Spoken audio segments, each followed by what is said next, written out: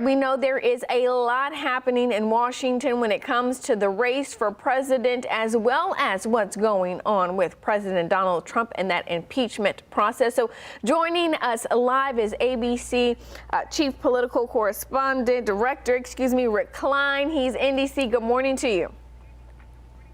Great to be with you.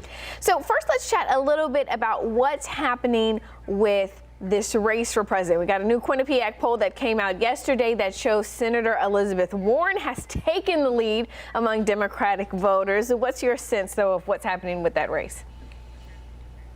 There was another poll out just a day earlier that had Joe Biden in the lead. Clearly, there's a top tier of contenders. I think Biden and Warren are both there. And there's a growing sense in the Democratic Party that Warren may be the one to consolidate voters, particularly with Bernie Sanders' campaign not exactly on the upswing at this moment. He's going to try to turn that around. I think, though, you're starting to settle into a rhythm where those three people, Biden, Sanders, and Warren, are the top three contenders. The question is there room for a fourth? Mayor Pete Buttigieg may be that person. Maybe it's Senator Kamala Harris.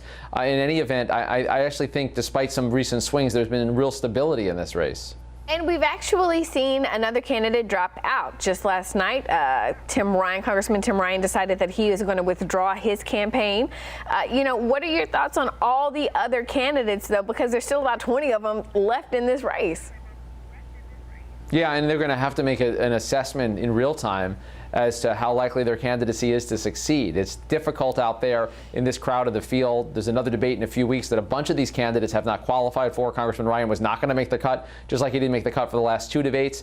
And some of these campaigns are going to start running out of money and running out of political oxygen. And I do think there's going to be a couple of more dropouts before we get to the new year.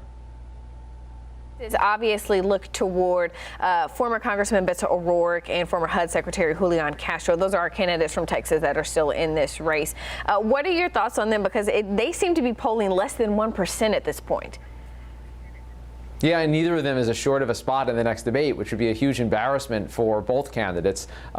Castro, in particular, has been explicit that if he doesn't raise, I think, $800,000 by the end of the month, he's not going to be able to continue. And he has made clear that not making a debate stage could be a fatal blow. Beto O'Rourke is running a bit of a different race. He raised a lot of money early on. He's been spending a lot of money as well. He might have the capacity to continue on a bit longer. I know he did a big sweep through Washington earlier this week. He says he is committed here, but he's going to have to see those polling numbers start to bounce back a bit if he's going to make the next debate stage.